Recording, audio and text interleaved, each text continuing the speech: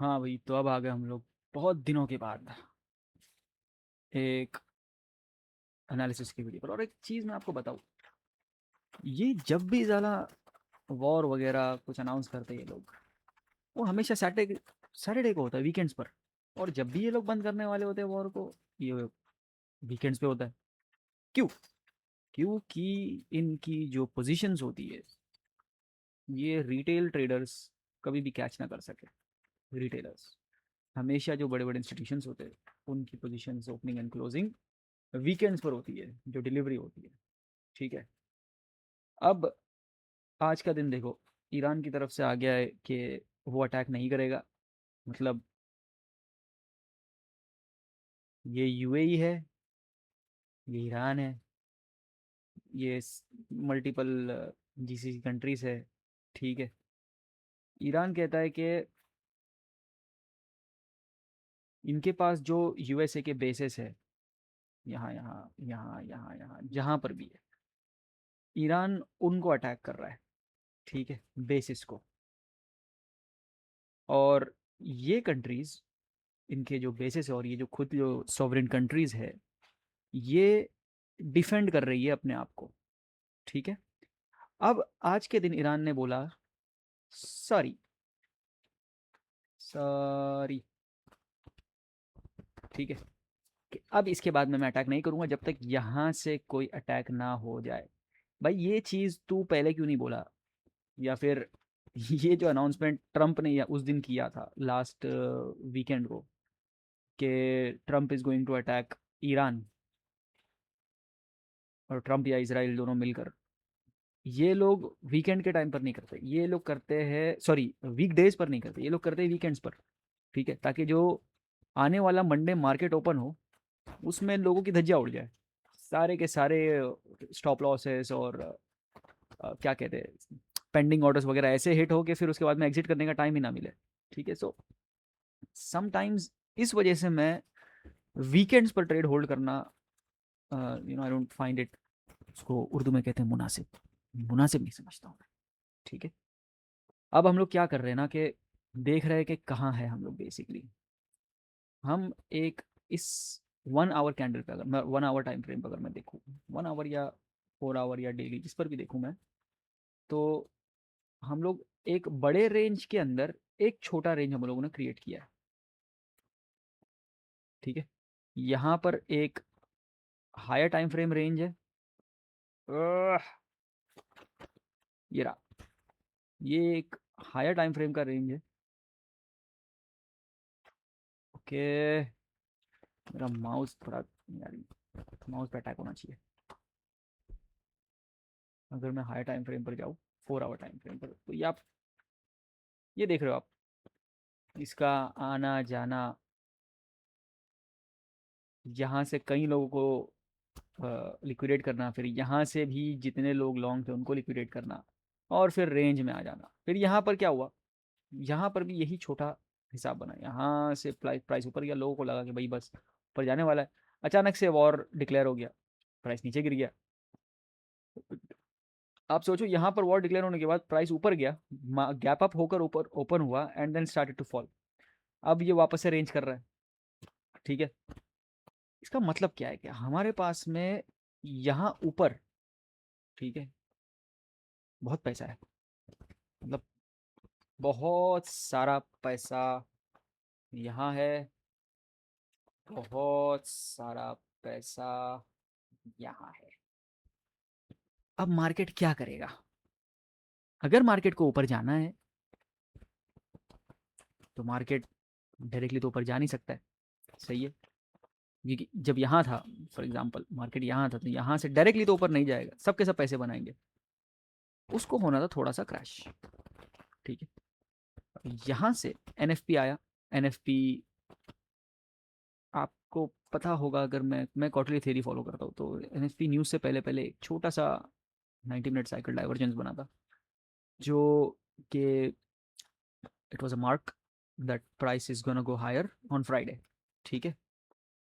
Now अगला week जब शुरू होगा, तब क्या होगा? लोगों को लगेगा यार अब तो मार्केट क्रैश होने वाला है, क्योंकि वॉर तो रुकने वाला है। ठीक है, ये वाला टारगेट होने वाला है, but what will happen is possibly we're gonna go higher and then move down lower. Order pairing, ठीक है। इसमें हम लोगों ने क्या समझ आ रही है हम लोगों को, दो रेंजेस है, यहाँ पर भी स्टॉप लॉसेस है और यहाँ पर भी स्टॉप लॉसेस है। बेसिकली ये जो वीडियो है मैं आपको बता रहा हूँ बाय साइड और sell side liquidity,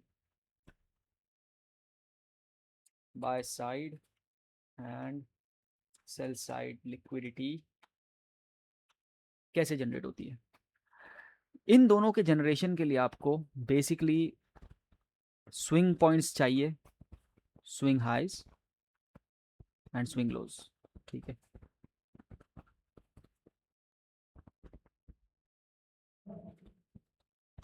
swing high ये रहा,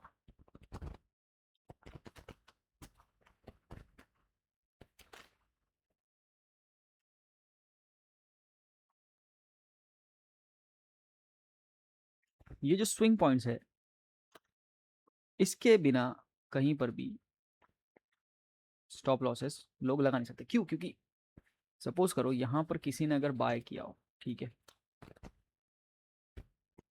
कोई नेक बंदा किसी ने यहाँ पर नसीब से बाय कर लिया किसी ने लास्ट वीक, अब प्राइस ऊपर जा रहा है, जिस किसी ने यहाँ कहीं बाय किया होगा उसका स्टॉप लॉस तो यहीं लगा होगा ना।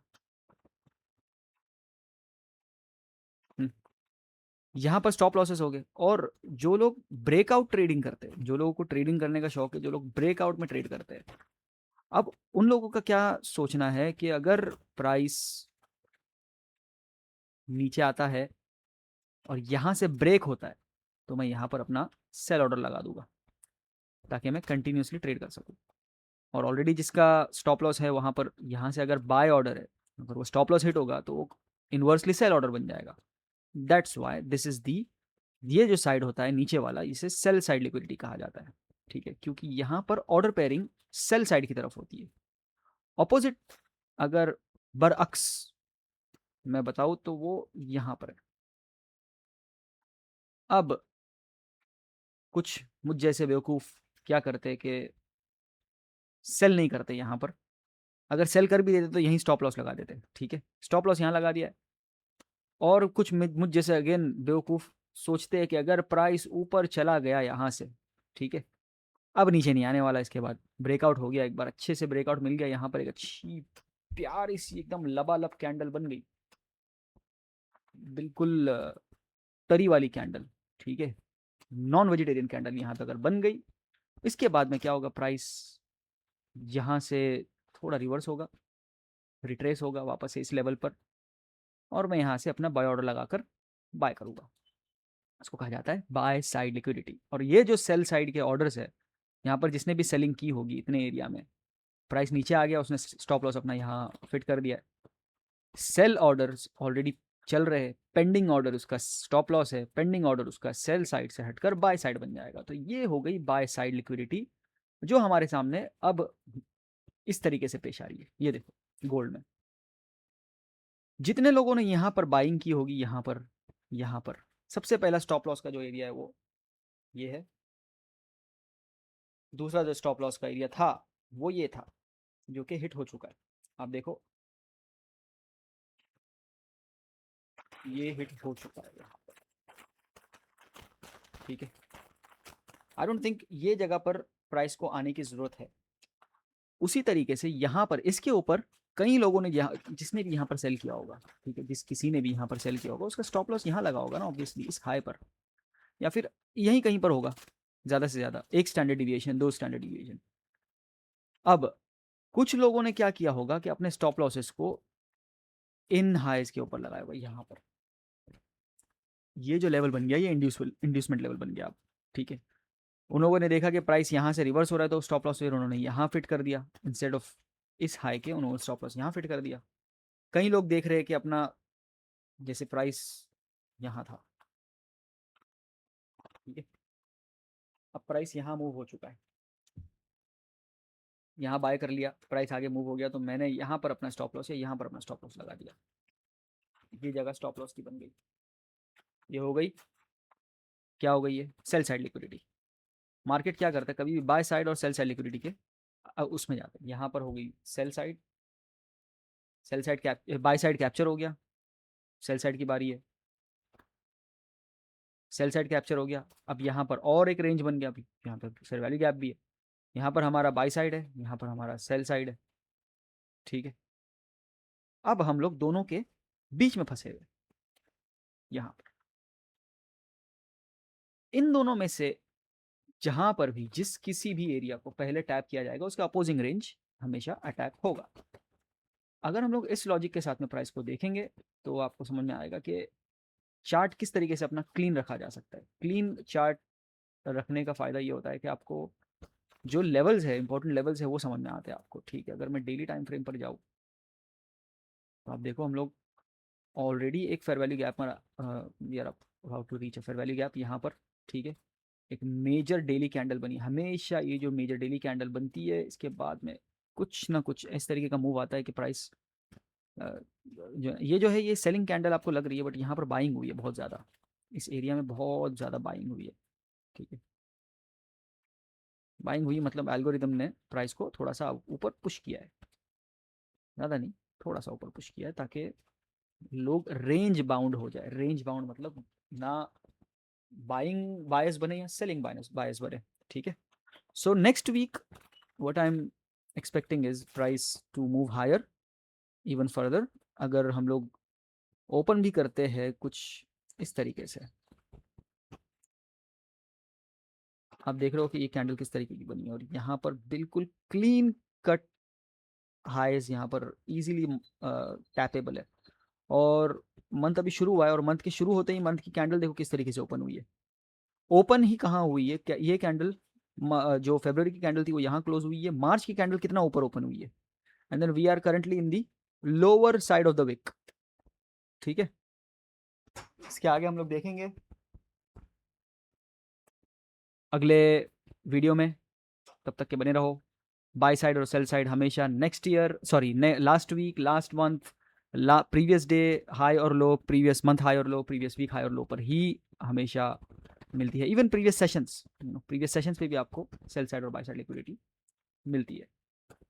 सो currently we are supposed to do nothing, just wait for one side of the market to be tapped, ठीक है। उसके बाद में प्लानिंग आगे की कर सकते हैं। until then good luck और good trading।